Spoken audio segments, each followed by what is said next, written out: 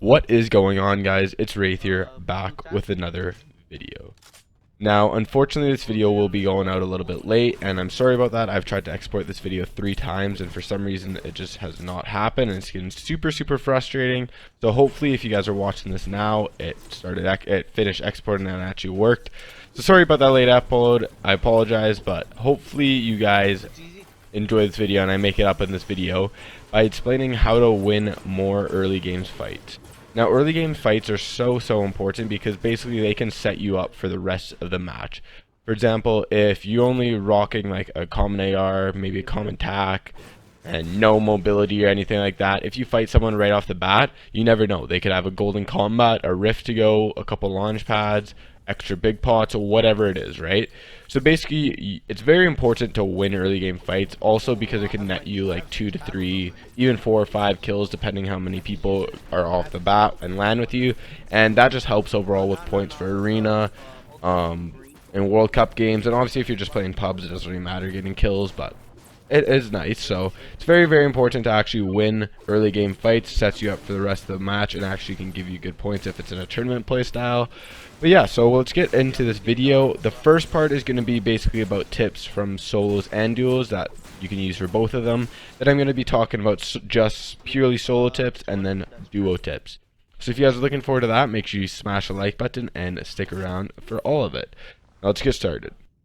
The first thing I'm going to talk about is landing, where to land, and when you should land there. So what I mean about this is you should have 1 to 3, hopefully 1 to 2 places that you can land, and you know every chest spawn, every loot spawn, everywhere like that, every ammo chest spawn, which isn't as important, but you should know most of them.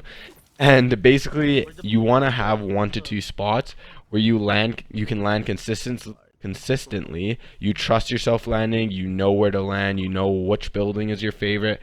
And basically, if you were to do a World Cup game with 10 games, you'd land there all 10 times. You feel that comfortable with. So for example, my places are Sunny Steps and Happy Hamlet. So my first place is Sunny Steps, where I'll land there, and for some reason, if it's not working, or I'm not getting any loot, or tons of people are going there, after a couple games I'll switch it up and go to Happy Hamlet just to kind of switch things up, see if it actually helps and what happens. And if you are lucky enough to not get contested, or people contest you in a weird way, try and land at the same building every single time again, or even the same 2 buildings, because again, it's all about consistency, and you'll know if you land at the same building over and over, you'll know exactly where to land on the building, what gives you good materials in the building, where the ammo chest spawns are, where's the best floor loot, etc. So if you're lucky enough, try your best to actually land in the same building. Obviously it won't always happen like that, and that kind of goes into my next tip, is land on the opposite side of where other people land. So now what I mean about that is obviously landing somewhere kind of remote, like Haunted Hills or Snobby Shores or something like that. The reason you're landing there is to try and get rid of RNG. So now what I mean about that is if you land Tilted Towers or something, you could get lucky with your RNG and get maybe a combat and minis right off the bat, but you also could get absolutely sewered, right? You could get, let's say, a common pistol and I don't know, like a common pistol and bandages, right? Not that good loot. You normally don't want to fight with that loot. Not the greatest set of loot you have. But landing somewhere remote like Snobby or somewhere like that, it allows you to basically like find more loot before you get in a fight, which gives you a higher chance of getting rid of RNG, right? So it's very important to know where you're landing, and if people are going, for example, in one building, then if you land in the same building as them, only like there's going to be split loot, right? So you could get a pistol and they could get a combat shotgun, right? So it's not very good, and you want to kind of land somewhere where other people aren't, so you have enough time. So say for example you can loot loot like 3 or 4 buildings before you fight something, giving you the best amount of RNG you can possibly find. So yeah, and it's also super important to stay consistent, because again, you just know where all the chest spawns are, you feel way more confident going to a place, and it's just so important to stay consistent with where you're going. So now let's get into the solo tips, and the first thing is it's very important to hear and keep your ears open when you're in a building or when you're just looting around. And now what I mean about that is obviously it's super important to like loot and go quick and stuff, But again, it's super important to actually listen to where people are, when they're coming, etc, etc. So what I mean about that is, if you hear someone above you or to the side of you, it's big different to know exactly where they are, right? Like, it's super different knowing if they're behind you, beside you, or whatever. And you got to be able to be aware and know exactly when they're going to push. So for example, if they're 4 buildings away or 5 buildings away, they're going to be like, okay, well, I have around 20-15 seconds before they actually push, right?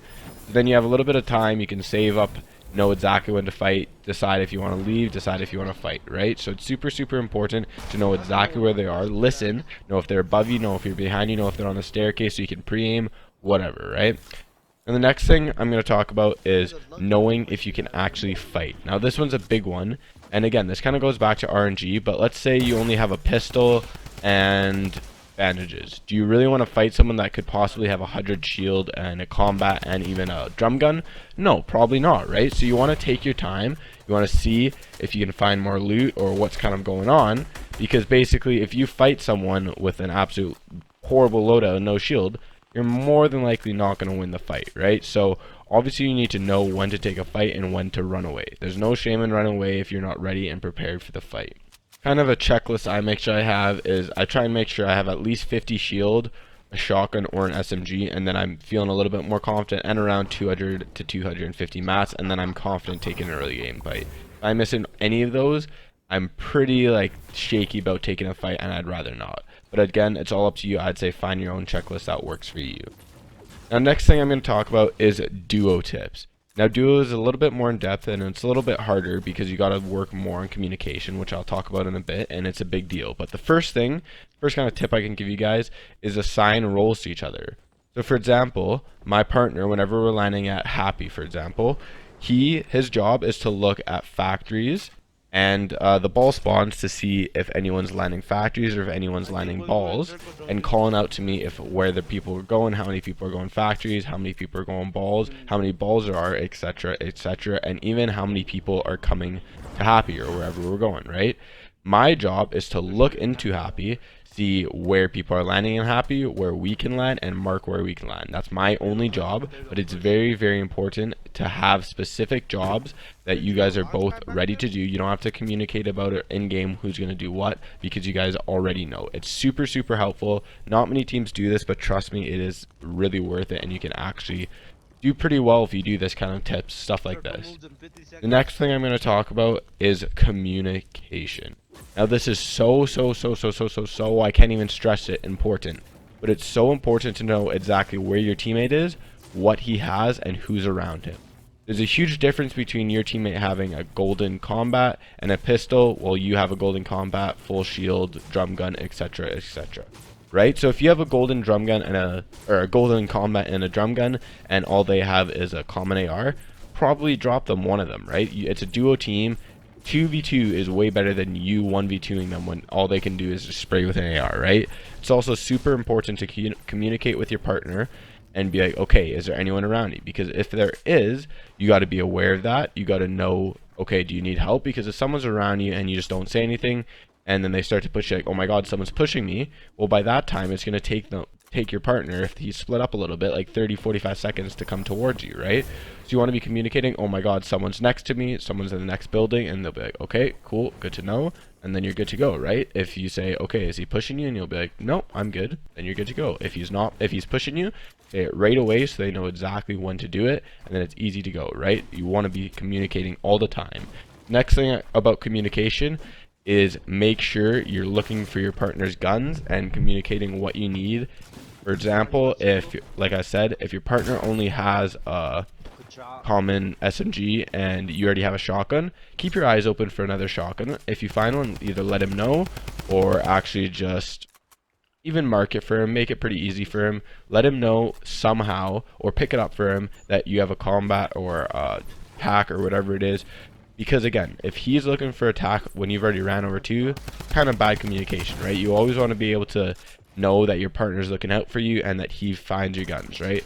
Also, if he doesn't have any shield, but you have a big pot and 2 minis, probably not the best idea to pop all of them, right? You want to split it up, make it so your teammates get as well. So hopefully you guys enjoyed this video. If you did, make sure you smash that like button. Make sure you hit the comment and let me know what you want to see for a future video. Make sure you hit that subscribe button, and I'll see you guys on the next one. Bye.